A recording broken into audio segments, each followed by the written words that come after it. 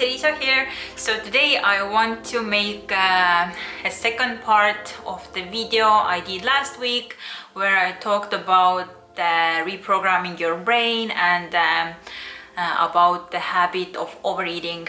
So today is like a second part of this video because the subject of reprogramming your brain and the habits and everything is such a big subject and definitely very interesting, so there is so much to talk about. But anyway, today I want to talk about habits. So in your eating disorder you have many habits created over the years when you had eating disorder. Maybe your habit is purging. Maybe your habit is overexercising. Maybe your habit is not eating dinner like every day. And maybe you have done these things many years in a row. So I want to talk about those habits of your eating disorder and why it's so hard to break free from them and how these habits are formed. If you understand how these habits are formed, then actually this is how you can also get out of the habits. If you can create habits, like negative habits, but the thing is that you can also create positive habits. And if you start creating positive habits, it will override the negative habits. But anyway, I will start to explain. So how the habits are formed in our brain. For example, let's take an example of riding a bicycle. So maybe when you were young, you didn't know how to ride a bicycle, but sometime you just started. Maybe somebody taught you, or maybe you learned by yourself. And at first it was very hard and you didn't automatically know how to do it. It didn't came easily, it didn't feel natural because it was like a new thing you had to learn. So at first it required some constant repetition and even your willpower or the urge to learn this habit. And you did it maybe like in many days or many weeks by constantly repeating this and trying to learn how to ride a bicycle. Yeah, so what my point is that no habit is created overnight. You create a habit by constant repetition, and at first it's not an automatic behavior that you can do without even thinking about it. At first it requires a lot of thinking, focusing, and having the willpower to repeat this kind of behavior. So maybe something is like motivating you to repeat this behavior like over and over again. So, but the thing with our brain is that your brain wants you as a human being to make you very efficient. So at first the bicycle riding is very hard and it requires a lot of energy from your brain. Your brain has to create so many new neurological connections in your brain because it's learning the new behavior and it will make like a new pattern in your brain.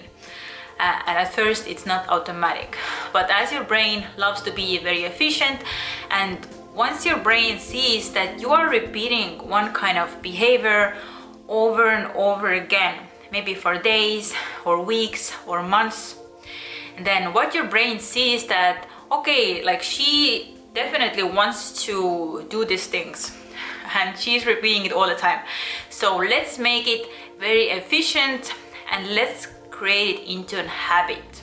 And the pattern is formed in your brain and it will be very easy to follow this pattern once the habit is created. It's same thing that once you learn how to ride a bicycle, then you can just continue doing it for the rest of your life, and you don't have to think about all the little things that go on in your body if you want to ride a bicycle. It just happens automatically. You don't even have to think about it. and you know how to ride a bicycle. And this is the creation of habit in your brain. Yeah, but the thing with eating disorder is that the same thing can happen with all of the eating disorder habits. Maybe at first it wasn't an automatic behavior to purge every day. Maybe it was something you learned from somewhere, that it's like a way to, I don't know, feel less guilty about eating or something. Now, this is a very destructive behavior, but somehow you thought that this is the only option, and I have to repeat this behavior over and over again because you felt guilty about your eating or gaining weight or whatever strong reason you had. But purging wasn't automatic in your brain when you were born as a baby. It's something that you learned over the years, and by constantly repeating this behavior, it became so automatic that maybe when you started to eat, then it was like effortless to go and purge. You didn't have to think about it. And now this is like very scary, because the thing with your brain is that your brain doesn't know the difference between good and bad habits. Your brain doesn't know if purging is a bad habit or a good habit. You can teach your brain whatever you want. And in your eating disorder, you have taught your brain that purging is needed somehow. And if your brain sees that you are doing one kind of behavior over and over again, it will form a habit in your brain to make you efficient to repeat this kind of behavior over and over again. And this is essentially how brainwashing is possible. And people have been brainwashed to kill their families. People have been brainwashed to do all sorts of horrible things. And this is a very scary side of your brain. Like you can brainwash yourself to perform like these bad destructive habits of your eating disorder. That's not helping you, and they only keep you stuck in your eating disorder. So this is how the habits are formed. And I would say the first thing you must do to start change this behavior is to firstly understand why you absolutely need to change this behavior. For example, for me, I came to the point in my eating disorder when I was in the lowest point possible. And this is sadly the point that people need to get to finally wake up. Because until we don't experience this enormous amount of pain, then we don't wake up. Because the thing with eating disorder is that you have actually associated all of your eating disorder behaviors as something good or something pleasurable and something you can gain something out of. For example, maybe even the purging is a very destructive, bad behavior, and maybe it is, but somehow you have associated more pleasure with doing this habit than pain. What I mean about it is that even though you maybe know that purging is destroying your health and so forth, but you still think that purging is somehow helping you. Like maybe it helps you to feel control of your weight. Maybe you feel it's the only way you can feel not guilty after eating.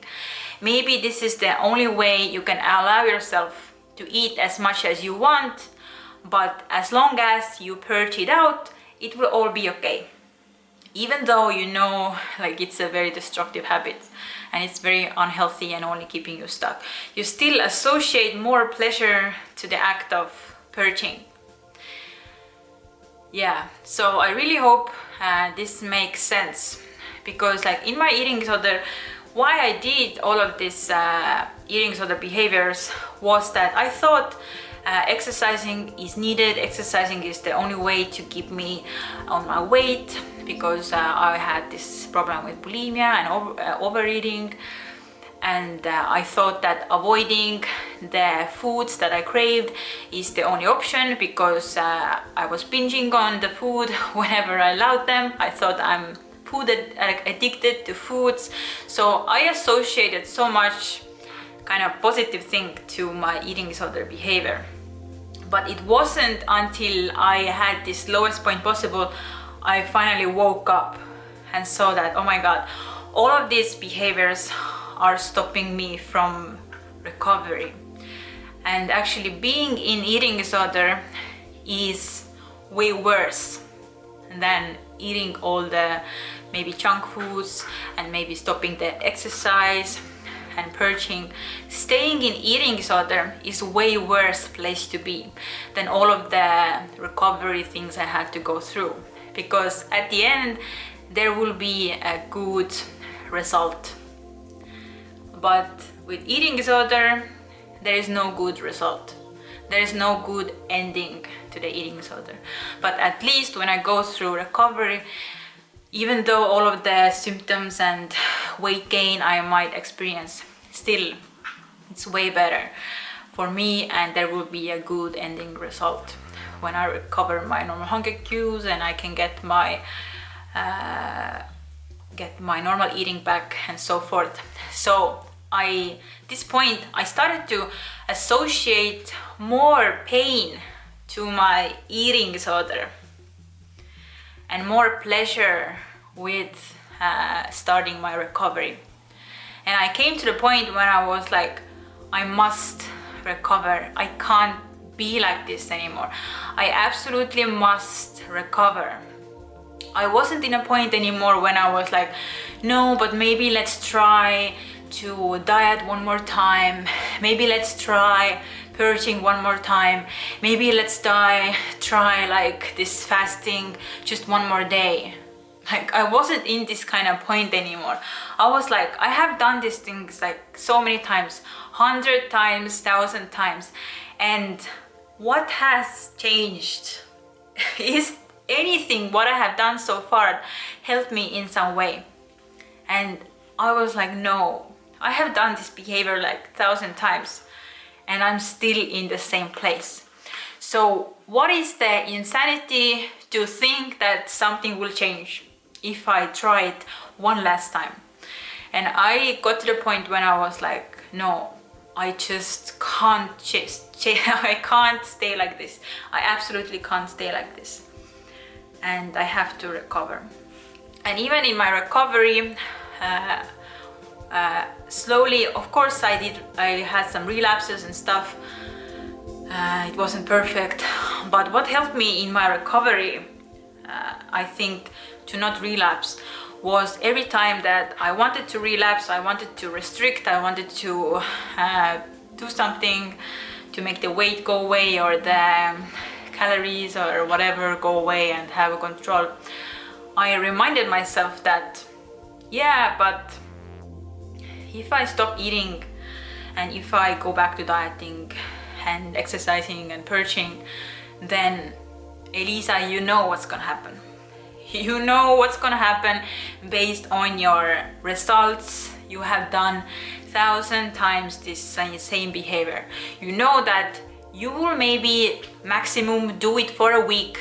You will do the eating disorder behavior for a week and then you will be like, oh my god, I regret so much that I relapsed. I regret so much that I started to diet. I feel ravenous. I feel I stepped back so much in my recovery and now I have to go through it all over again.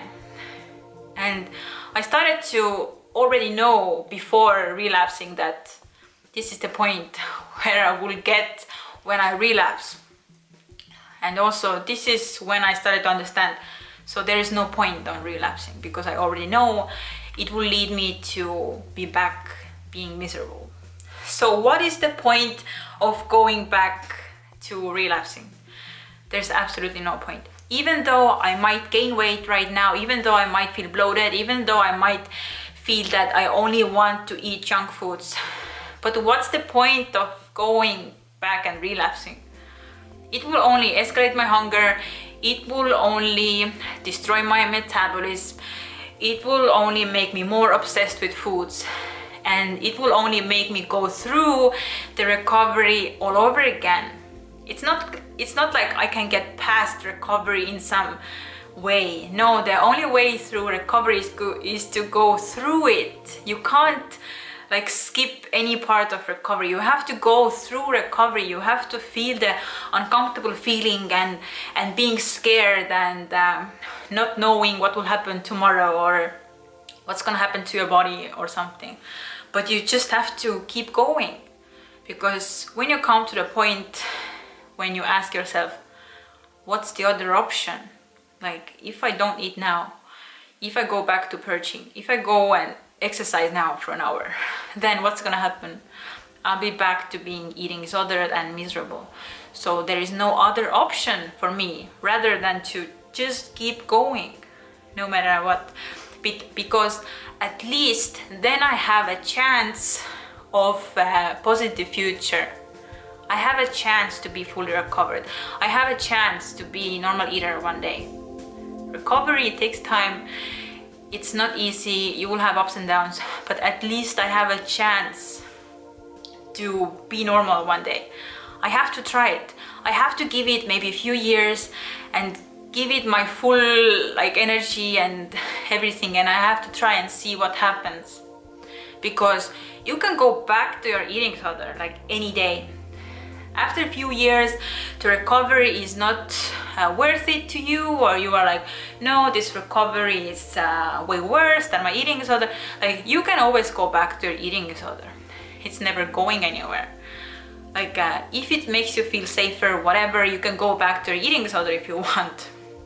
And of course, I'm like being sarcastic here, but still, like, why are you not giving your life this chance to try it? Like, try it. You have nothing to lose. If you gain weight, whatever, like, you can go back and diet whenever you want again. But give the recovery a full chance. Give the recovery a full chance, because in my experience, I have now normal hunger cues. I don't binge, I don't purge. My weight is stable. I'm normal weight. I eat normally. I don't crave junk foods all the time. I don't have some I don't have food obsession. I don't think about food all day. I can think about other stuff now, and if I could tell myself these things, if I could show myself these things when I was in recovery and I struggled, when I could just like show myself, like, just trust the process, it will be okay, like, you can have all of this in the future, then I would take it in any day. But of course, in recovery you have these doubts and you think, no, recovery is not for me, it's not gonna work for me, like, I'm different or something. But just trust the process, and later it will be so much worth it. I can promise you. So what I want to say is that you have to create more pleasure to the idea of recovery and the idea that at least you have a chance to be normal one day, and more pain to your eating disorder and staying like you are right now, like in your eating disorder, because there is no good result in your eating disorder. It's never gonna end. It's never gonna end. At least you start recovery. Your eating disorder, no matter if you tell yourself, no, one less time purging, one last time dieting, one last time, let's do this insane workout. No, it's never gonna end. You're just fooling yourself. And So my battery is starting to die out on me, so I will end the video here. Yeah, so thank you so much for watching and see you in the next video. Bye.